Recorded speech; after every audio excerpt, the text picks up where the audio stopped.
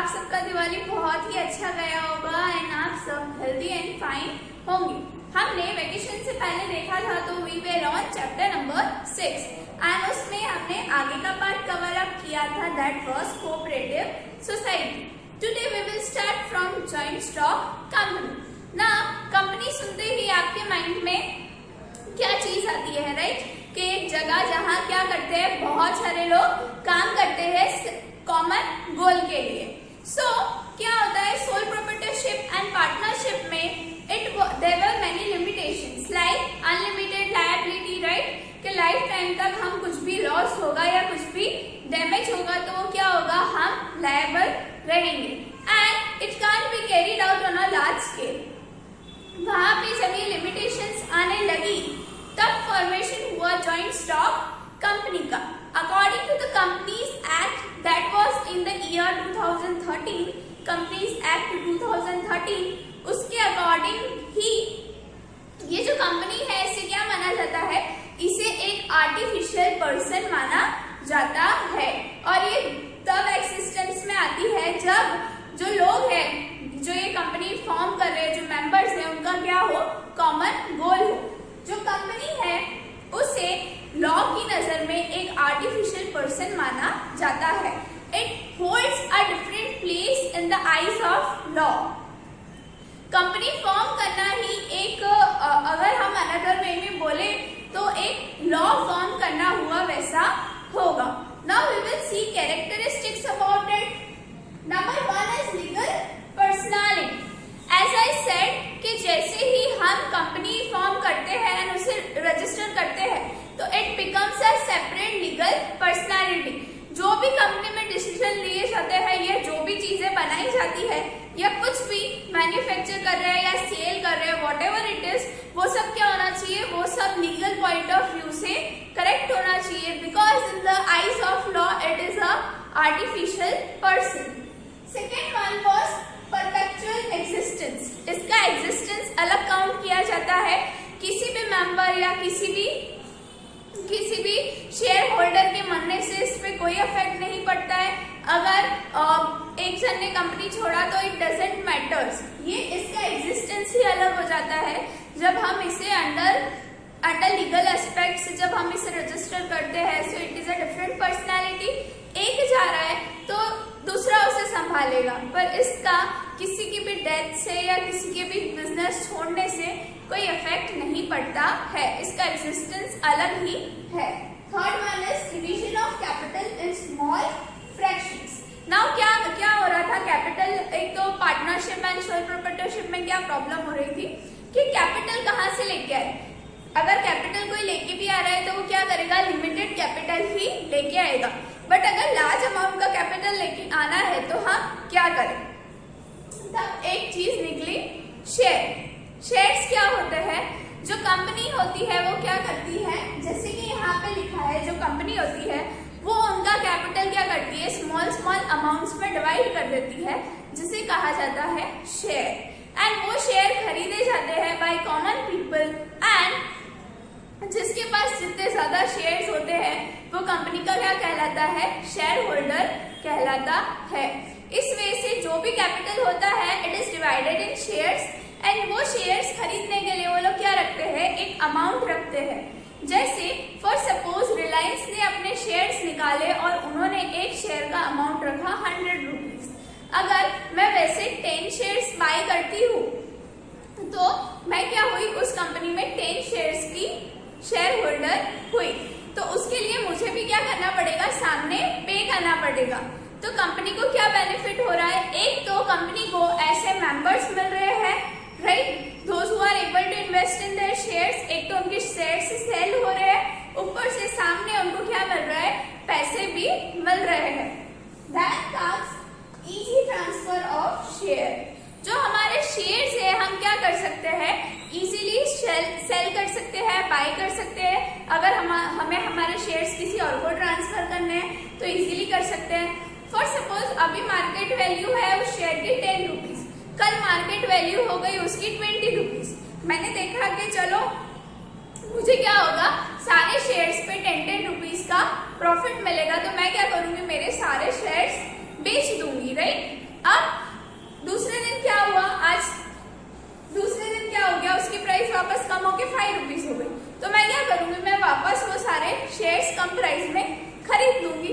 And फिर 4th day अगर जब वापस उसकी प्राइस बढ़ेगी तो मैं क्या करूंगी, वापस उसे सेल कर दूंगी। तो इस वे से जो बाइंग और सेलिंग ऑफ शेयर्स होता है उसमें भी क्या होती है, अच्छी इनकम होती है। कॉमन सील, जब एक कंपनी फॉर्म होती है तो जो उसकी सील होती है वो क्या होती है, अलग ही होती है, अलग ही वो लोग सिंबल करते हैं। पता है कोई कोई लोगोस और कोई कोई सिंबल्स देखने से ही हमको पता चल जाता है कि ये जो लोगो है ये यही कंपनी का है। For examples if we talk about mobiles, right, अगर हम देखें माइक्रोमैक्स, देन अगर हम देखें आईफोन, एप्पल प्रोडक्ट्स, तो उसके ऊपर क्या है, लोगो बना हुआ ही होता है हाफ बीटन एप्पल का। सो हमें ये पता चल जाती है क्योंकि इसके प्रोडक्ट्स है, ये एप्पल के प्रोडक्ट्स है। सो वैसे ही एक क्या बनाई जाती है, कॉमन सील बनाई जाती है। जितनी भी चीजें उस कंपनी में प्लेस रहती है उन सब चीजों के उस पे क्या होता है, एक कॉमन सील लगा हुआ होता है। वो चाहे उसके प्रोडक्ट्स हो या वहां पे यूज होने वाले डॉक्यूमेंट्स हो, एनीथिंग, उसमें क्या लगता है, कॉमन सील लगता है। That comes management. कंपनी में ओनरशिप एंड मैनेजमेंट दोनों क्या होती है, अलग अलग होती है। इट इज नॉट नेसेसरी कि जिसकी कंपनी हो वही उसे मैनेज कर रहा हो, नो। जो मैनेजमेंट है, a group of peoples had decided, that is memorandum of association, right, MOA and AOA, ये दोनों अलग अलग डिसाइड करते हैं। शेयर होल्डर्स मिलके उनके लिए क्या करते हैं, डायरेक्टर भी अपॉइंट करते हैं। बहुत सारे डायरेक्टर मिलके क्या बनाते हैं, बोर्ड ऑफ डायरेक्टर्स बनाते हैं। वैसे ही जो CEO होते हैं वो अलग होते हैं, राइट। इसके अंदर डिपेंड करता है आपके पास कितने शेयर है और आप कितने % के शेयर होल्डर हो, उसके बेसिस पे भी आपको क्या दी जाती है, पोजीशंस दी जाती है। तो इट इज नॉट कंपल्सरी कि जो इस बिजनेस का ओनर हो वही कंपनी मैनेज कर रहा हो। Then comes status of member. Status of member is decided accordingly on the basis of share, कि वो कितने शेयर्स का मालिक है या उसने कितने शेयर्स में इन्वेस्ट किया है, उसके हिसाब से उसे स्टेटस दिया जाता है। उसके हिसाब से ही उसे क्या दिए जाते हैं, राइट्स दिए जाते हैं कि आप क्या कर सकते हो, आपने इतने शेयर्स में इन्वेस्ट किया है, so you are eligible to vote over here और you are eligible to give your opinions. उस हिसाब से स्टेटस डिसाइड किया जाता है। नाउ नंबर ऑफ मेंबर्स, अगर हम प्राइवेट कंपनी में देखें तो according to the rule minimum 2 members होने चाहिए एंड मैक्सिमम 200 मेंबर्स होने चाहिए in private company. And in public if we see तो मिनिमम 7 मेंबर्स होने चाहिए एंड मैक्सिमम तो पब्लिक में क्या होता है, अनलिमिटेड होता है। फॉर एग्जाम्पल अगर हम पब्लिक कंपनीज देखेंगे, दैट इज रेलवेज है या टोरेंट है, इन सब में आप देखोगे ये क्या होती है, बहुत वास्ट कंपनीज होती है एंड इसके अंदर कितने सारे एम्प्लॉयज होते हैं। So in private minimum 2 members and maximum 200 members and in public minimum 7 members and maximum तो अनलिमिटेड होता है। Then comes liability of member. Liability of the members depends upon the share, how much shares they are holding. जितना share आपके पास है आप उतने के लिए ही लायबल हो, जितना आपको कंपनी लायबल मान रही है उतने के लिए ही आप लायबल हो। जरूरी नहीं है कि जैसे सोल प्रोप्राइटरशिप में एंड पार्टनरशिप में अनलिमिटेड लायबिलिटी होता था वैसा इशू यहाँ पे नहीं होता है। ये आपके हाथ में होता है कि आप कितने चीजों के लिए कितने शेयर्स होल्ड कर रहे हो, कितना क्या होल्ड कर रहे हो और उसी के बाद आपको पता चलता है कि आप कितने चीजों के लिए लायबल हो। सो अनलिमिटेड लायबिलिटी वाला इशू यहाँ पे सॉल्व हो जाता है। Then comes fundamental rights. हमने देखा एज पर लॉ इसको क्या माना जाता है, एक आर्टिफिशियल अलग पर्सन माना जाता है, पर ये कोई और रियल में तो कोई पर्सन है नहीं, तो इसे कोई भी फंडामेंटल्स राइट नहीं दी जाती है जो हम सिटीजन्स को मिलती है। सो कंपनी के पास कोई भी फंडामेंटल राइट्स नहीं होती है। वोटिंग राइट पर शेयर, जैसे कि मैंने आपको बताया ऊपर डिपेंड करता है कि आपके पास कितने शेयर्स है, तभी आपको कुछ पर्टिकुलर राइट्स मिलते हैं। अगर मैं कंपनी का एक ही शेयर खरीद रही हूँ तो मुझे कोई राइट देगा कि मैं बोर्ड मीटिंग में बैठूं या मैं कोई डिसीजन दूं? नो। बट अगर मेरे पास कंपनी के 60% शेयर्स है, so my opinion is valid. वो लोग मेरा ओपिनियन मांगेंगे because I am 60% holder in that company. तो जितने आपके शेयर्स है उसके हिसाब से ही आपको राइट्स दिए जाते हैं वोटिंग के भी। So this was the explanation about joint stock company, जिसके अंदर हमने देखा कंपनी क्या है। कंपनी को लॉ की नजर में एक आर्टिफिशियल पर्सन काउंट किया जाता है। Then we saw about its characteristics.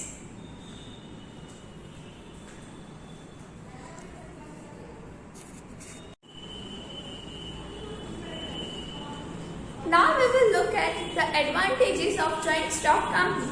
First one is huge capital fund. Joint stock companies में क्या होता है, हम ह्यूज कैपिटल शेयर्स के थ्रू हमारी कंपनी में ला सकते हैं। जब लोग है ना शेयर्स के लिए इन्वेस्ट करते हैं तो इनडायरेक्टली वो मनी कहाँ आ रहा है, कंपनी में आ रहा है। एंड एक अच्छी क्वालिटी का जो एक अच्छा अमाउंट कैपिटल का क्या हो जाता है, कलेक्ट हो जाता है। एंड वही चीज सोल प्रोप्राइटरशिप एंड पार्टनरशिप में पॉसिबल नहीं थी, बिकॉज एक पर्सन एक हद तक ही क्या लाएगा, कैपिटल लेके आएगा, पैसे इन्वेस्ट करेगा। But in joint stock company this problem is solve. आप जितने चाहे शेयर्स बाहर मार्केट में निकाल सकते हैं। And if you are a company with a goodwill, तो लोग आपके शेयर्स क्या करेंगे, बड़ी अमाउंट होगी तो भी खरीदेंगे और इन्वेस्ट करना चाहेंगे। Second one is easy transfer of shares. जो हमारे शेयर्स है वो क्या हम इजीली सेल कर सकते हैं, परचेस कर सकते हैं according to our need and according to the market situation. कि आज मार्केट में शेयर का प्राइस ज्यादा है तो मैंने वो सेल कर दिया, तो मुझे जितने में मैंने खरीदे थे उससे ज्यादा मुझे क्या हो रहा है, प्रॉफिट हो रहा है। So it is very easy. अगर मुझे मेरे शेयर किसी और को ट्रांसफर करने हैं तो वो भी मैं कर सकती हूँ।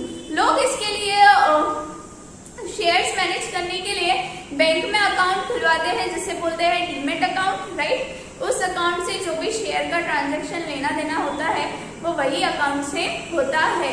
सो अगर हमें शेयर्स के अंदर वर्क करना है, सो इट इज कंपल्सरी कि हमारा क्या हो, डीमेट अकाउंट हो। Then comes limited liability of members. Now partnership and sole proprietorship में हमने देखा कि एक पर्सन को क्या, एक पर्सन अनलिमिटेड लायबल हो जाता है जिंदगी भर के लिए। But in joint stock company ऐसा नहीं होता है। कंपनी में लिमिटेड लायबिलिटी आती है अकॉर्डिंग टू द शेयर्स। जितने शेयर्स आप होल्ड कर रहे हो आप उतने के लिए ही लायबल हो, ना कि पूरी कंपनी के लिए। Then comes separate identity and perpetual life. जैसे कि मैंने आपको बताया, जब आप कंपनी रजिस्टर करते हो तो उसको लॉ की नजर में एक आर्टिफिशियल पर्सन माना जाता है, जो क्या है, इंटेंजिबल है, इनविजिबल है, but in the eyes of the law it is an artificial person. और उसको किसी की भी डेथ, इंसॉल्वेंसी या किसी के भी मेंबर का बैक ऑफ करना अफेक्ट नहीं करता है, ना किसी और को ट्रांसफर जो शेयर्स किए वो अफेक्ट करता है। सो उसकी ही अलग आइडेंटिटी है। It is not affected by anyone's death और इंसॉल्वेंसी और transfer of shares. Then comes efficient management. आप देख रहे हैं बहुत बड़ी स्केल पे क्या होती है, जॉइंट स्टॉक्स कंपनीज होती है, तो जो मैनेजमेंट है वो भी क्या होता है, एफिशिएंटली होता है। बिकॉज मेंबर्स आर इलेक्टेड, हर चीज के लिए क्या होती है, अलग अलग डिपार्टमेंट्स बनाए जाते हैं, अलग अलग लोगों को एम्प्लॉयमेंट दिया जाता है कि आके हमारी कंपनी में क्या करो, वर्क करो, इंटरव्यूज हैंड होते हैं। एंड इस वे से जो मैनेजमेंट होता है वो क्या होता है, बहुत ही एफिशिएंटली होता है। Then comes democratic management. Democratic management यहाँ पे क्या है, कंपनी में according to your skills and according to the power of holding shares आपको पोस्ट मिलती है। डेमोक्रेटिक मैनेजमेंट क्या किया जाता है, लोग यहाँ पे क्या करते हैं, डायरेक्टर सेलेक्ट करते हैं and directors and head select किए जाते हैं थ्रू वोटिंग, जिसको लोग सबसे ज्यादा वोट दे वो क्या बन जाता है, डायरेक्टर बन जाता है या हेड बन जाता है। सो इट इज डेमोक्रेटिक, जिसका रिलेशनशिप सबके साथ अच्छा है या जो बहुत स्किलफुल है या जो कंपनी के लिए बेनिफिशियल है, उसको लोग वोट करके अपना डायरेक्टर सिलेक्ट कर सकते हैं। तो यहाँ पे कोई भी पार्शियलिटी की बात नहीं आती है। Then comes benefits to society and nation. Now benefits to society and nation अगर आप देखोगे तो क्या कर रहे हैं ये लोग, शेयर्स के थ्रू, शेयर्स या बॉन्ड्स के थ्रू हमसे क्या ले रहे हैं, पैसे ले रहे हैं। तो उसकी वजह से एक सेविंग का जो फैक्टर होता है वो प्रमोट होता है। उसके बदले ये हमें क्या देते हैं, डिविडेंड देते हैं। तो क्या होता है, डिविडेंड जब मिलता है तो हम और इंकरेज होते हैं सेविंग्स के लिए। जो ऐसी बड़ी बड़ी कंपनीज होती है जो उनका एक्स्ट्रा मनी होता है वो सोसाइटीज के लिए, जो सोसाइटी वेलफेयर के लिए वो गार्डन्स बनाते हैं, हॉस्पिटल्स बनाते हैं, राइट, चैरिटेबल ट्रस्ट बनाते हैं। देन हम ये देख सकते हैं कि जितनी बड़ी कंपनी उतना ही क्या है, एम्प्लॉयमेंट का चांसेस ज्यादा है। सो इन अ वे वो लोग क्या कर रहे हैं, एम्प्लॉयमेंट लोगों को प्रोवाइड कर रहे हैं। देन वी कैन सी कि जितना प्रॉफिट होगा उतना ही परसेंट आपको गवर्नमेंट के हिसाब से क्या करना पड़ेगा, टैक्स पे करना पड़ेगा। और अच्छी क्वालिटी का टैक्स आएगा तो वो क्या करेगा, गवर्नमेंट को इनडायरेक्टली बेनिफिट करेगा। सो ये थे कुछ advantages of joint stock company.